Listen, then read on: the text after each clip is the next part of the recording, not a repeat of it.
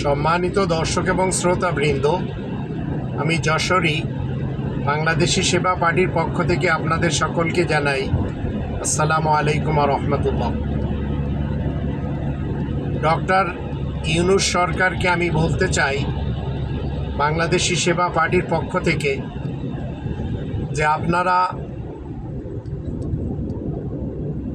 নারীদের জমাজমির বন্টন নিয়ে যে পদক্ষেপ নিতে যাচ্ছেন কোরআন বিরোধী, কেউ বিরোধিতা করুক চাই না করুক, আমি রব্বানি প্ল্যানে বিশ্বাসী।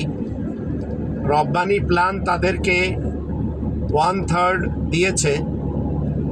আপনারা যদি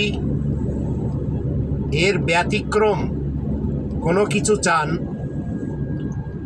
তাহলে মনে রাখবেন আপনারা এই ব্যাপারটি নিয়ে কোরআন বিরোধী যে পদক্ষেপ নিয়ে চলেছেন বা নিতে যাচ্ছেন, এটি কোনোভাবেও গ্রহণযোগ্য হবে না।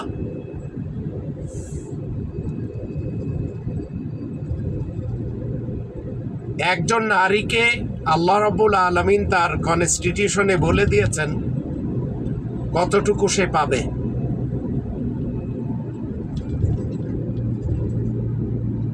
একজন নারী 1/3 পাবে, এটি আল্লাহ তাআলার পক্ষ থেকে নির্ধারণ করা। এখানে যদি আপনারা দাদাগিরি দেখাতে চান আর সংস্কারের নামে যদি আপনারা মনে করেন যে কোরআনের উপরে হাত রাখবেন, কোরআনের উপরে হাত উঠাবেন, তাহলে আল্লাহ তাআলা আপনাদেরকে পিষে দিবেন, আপনারা টেরও পাবেন না ইনশাআল্লাহ।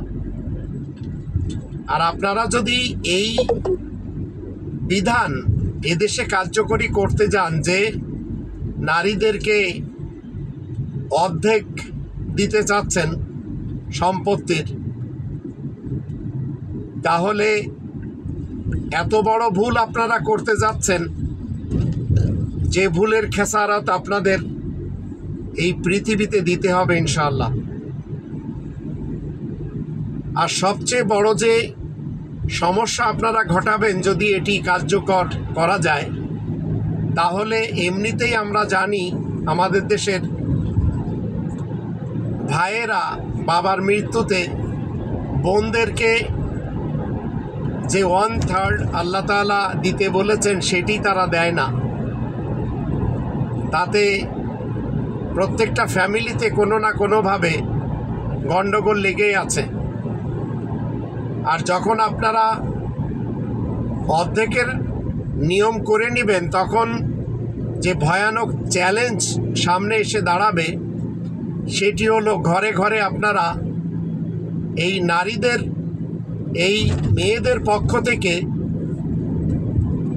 আপনারা কি করতে যাচ্ছেন, বিরাট আকারে দ্বন্দ্ব বাঁধিয়ে দিতে চাচ্ছেন প্রত্যেকটি ফ্যামিলিতে।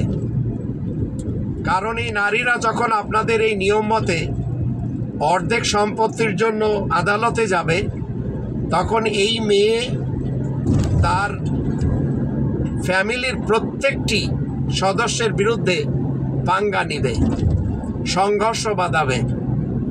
তো এমন পদক্ষেপ আপনারা কেন নিতে যাচ্ছেন? ডক্টর মোহাম্মদ ইউনূস স্যারকে আমি বারবার বলে আসছি যে আমরা বাংলাদেশি সেবা পার্টির যারা পরিচালক রয়েছি, আমরা সবাই আপনার সাথে দিচ্ছি। যখন আপনি কোরআনের বিপক্ষে এসে স্ট্যান্ড নেবেন, তখন আবার আপনার পক্ষে আমরা যেতে পারবো না, কারণ আমরা জবাবদিহি করব আল্লাহ তাআলার কাছে। এখন চিন্তা করে দেখুন, ঘরে ঘরে আপনারা এই দ্বন্দ্ব বাঁধিয়ে দিবেন না আল্লাহ তাআলা যে বিধান দিয়ে রেখেছেন যার উপরে আমলই করা হচ্ছে না, দরকার তো ছিল তার উপরে আমল করা, সেটি বাদ দিয়ে আপনারা যে মনমানি বা যেটা নিজেদের পক্ষ থেকে বিধান হিসেবে তৈরি করতে যাচ্ছেন, এটি কোনোভাবেও, আমি একজন কোরআনের ছাত্র হয়ে, আমি একজন তিলমিজুর রহমান হয়ে বলতে চাচ্ছি যে এই কাজটিতে যতটুকু আপনারা এগিয়েছেন সেখানে স্টপ হয়ে যান, নইলে আপনারা ঘরে ঘরে বিশাল আকারে দ্বন্দ্ব বাঁধানোর জন্য এই নীতিটা তৈরি করেছেন বা তৈরি করতে যাচ্ছেন। আর এটি যদি এদেশে কার্যকর হয় তাহলে একটি ঘর বাদ থাকবে না যেখানে এই সন্তানেরা তাদের ভাই বোন এবং ফ্যামিলির যারা আছে সকলের সাথে দ্বন্দ্ব বাঁধাবে না। আশা করি আপনারা এই পদক্ষেপ থেকে ফেরত আসবেন।